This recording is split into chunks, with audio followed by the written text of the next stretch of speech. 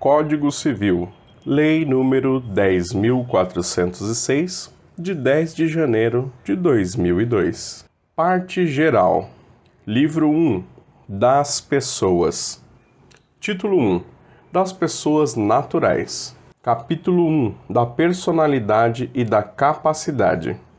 Artigo 1º diz assim: toda pessoa é capaz de direitos e deveres na ordem civil.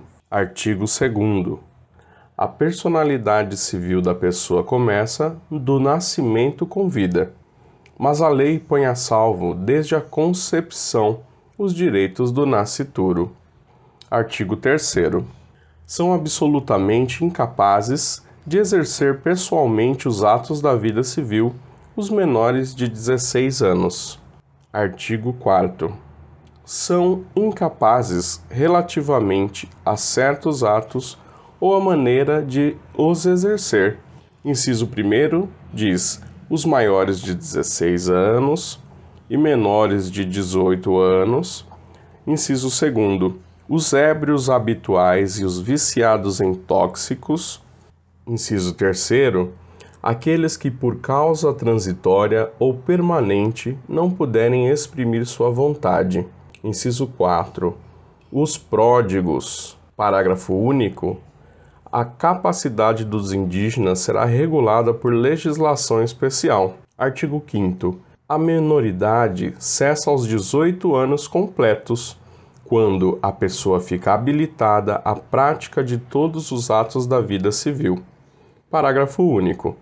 Cessará para os menores a incapacidade, inciso 1º, pela concessão dos pais ou de um deles na falta do outro, mediante instrumento público, independente de homologação judicial ou por sentença do juiz, ouvido o tutor, se o menor tiver 16 anos completos. Inciso 2. Pelo casamento. Inciso 3. Pelo exercício de emprego público efetivo. Inciso 4. Pela colação de grau em curso de ensino superior. Inciso 5º. Pelo estabelecimento civil ou comercial, ou pela existência de relação de emprego, desde que, em função deles, o menor com 16 anos completos tenha economia própria. Artigo 6º. A existência da pessoa natural termina com a morte. Presume-se esta quanto aos ausentes, nos casos em que a lei autoriza a abertura de sucessão definitiva. Artigo 7º. Pode ser declarada a morte presumida sem decretação de ausência. Inciso 1º. Se for extremamente provável a morte de quem está em perigo de vida.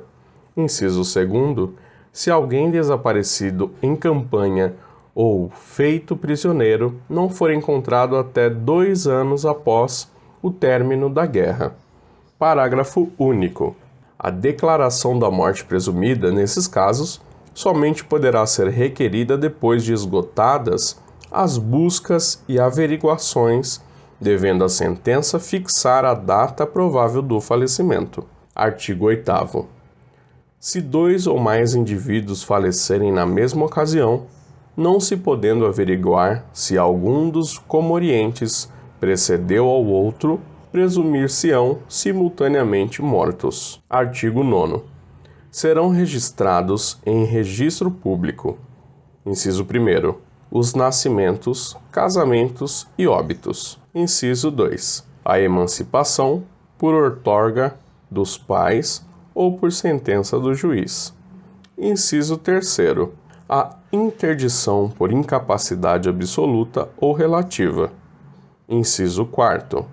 A sentença declaratória de ausência e de morte presumida. Artigo 10. Far-se-á averbação em registro público. Inciso 1º. Das sentenças que decretarem a nulidade ou anulação do casamento, o divórcio, a separação judicial e o restabelecimento da sociedade conjugal. Inciso 2. Dos atos judiciais ou extrajudiciais que declararem ou reconhecerem a filiação.